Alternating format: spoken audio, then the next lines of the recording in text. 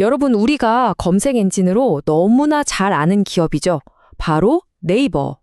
근데 이 네이버가 사우디아라비아의 사막 한가운데에 스마트 시티를 짓는 정말 어마어마한 프로젝트에 끼어들었다는 사실 혹시 알고 계셨나요?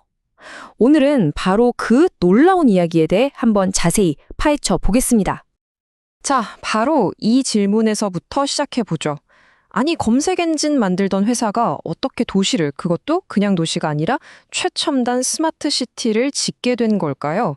얼핏 들으면 전혀 상관없는 분야 같은데 사실 그 답은 네이버가 지난 20년간 가장 잘 해왔던 일에 숨어 있습니다. 바로 상상도 못할 규모의 데이터를 다루고 그 안에서 의미를 찾아내는 인공지능 기술. 이 능력이 어떻게 도시 건설까지 이어지는지 지금부터 한번 제대로 들여다보겠습니다. 네, 바로 그겁니다. 네이버는 이제 세계에서 가장 야심찬 도시 개발 프로젝트 중 하나의 핵심 파트너가 된 거죠. 말 그대로 아무것도 없는 사막 위에 미래 도시를 세우는 일입니다. 구체적으로 어떤 임무를 맡았는지 한번 볼까요? 네이버는 사우디의 주요 도시인 메카, 메디나, 제다의 디지털 전환을 이끌고 있습니다.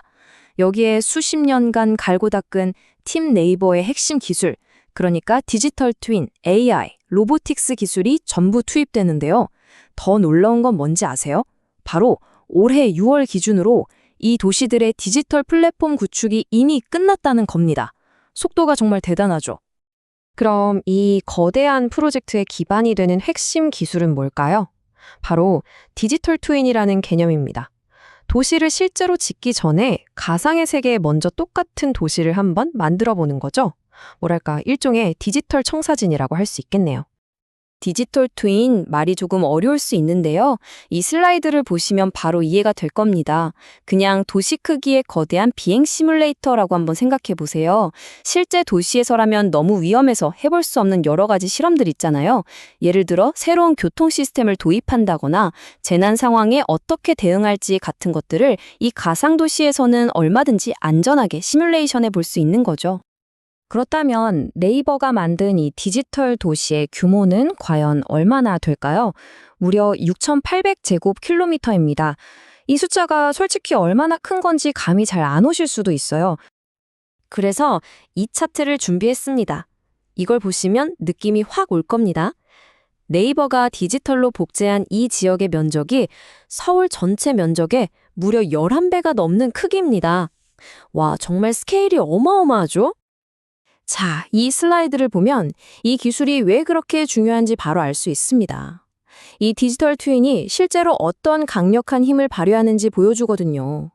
가상세계에서 홍수 시뮬레이션을 막 돌려봐요. 그럼 그걸 바탕으로 현실 세계에서는 훨씬 더 강력한 홍수 방어 시스템을 만들 수 있겠죠. 또 도시 개발 모델링을 통해서는 건설을 더 정밀하고 효율적으로 할 수 있고요.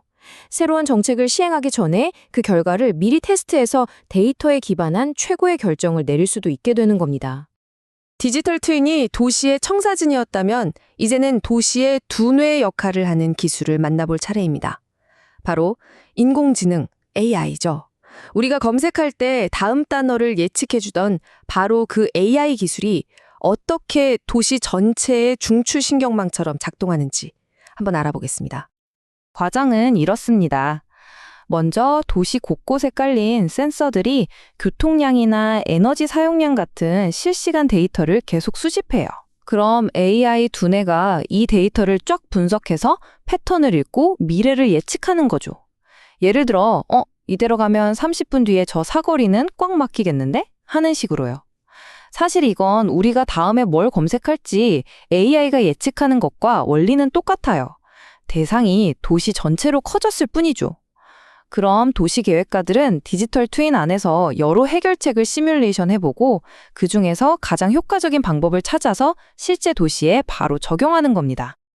자, 이제 좀 더 큰 그림을 볼 시간입니다.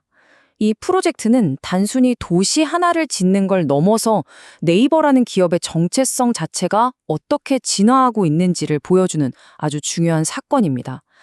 이건 그냥 갑작스러운 변신이 아니고요. 검색 플랫폼으로 차곡차곡 쌓아올린 기술력을 바탕으로 한 아주 논리적인 다음 단계로의 도약이라고 할 수 있습니다. 이 슬라이드가 그 변화를 아주 명확하게 보여주죠. 과거의 네이버가 검색 플랫폼을 통해서 데이터를 모으고 AI를 똑똑하게 만드는 데 집중했다면 미래의 네이버는 그렇게 완성된 기술력 자체를 하나의 상품, 즉 기술 플랫폼으로 만들어서 해외에 수출하는 기업으로 진화하고 있는 겁니다. 결국 검색 거인을 만들었던 바로 그 힘이 이제는 도시를 만드는 핵심 동력이 된 셈이죠. 그리고 이건 그냥 한 번 하고 끝내는 프로젝트가 아닙니다. 바로 지난 5월 네이버는 사우디 주택공사와 함께 현지에 네이버 이노베이션이라는 합작법인을 세웠어요.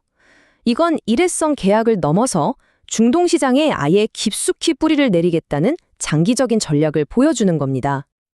그럼 다음 단계는 뭘까요?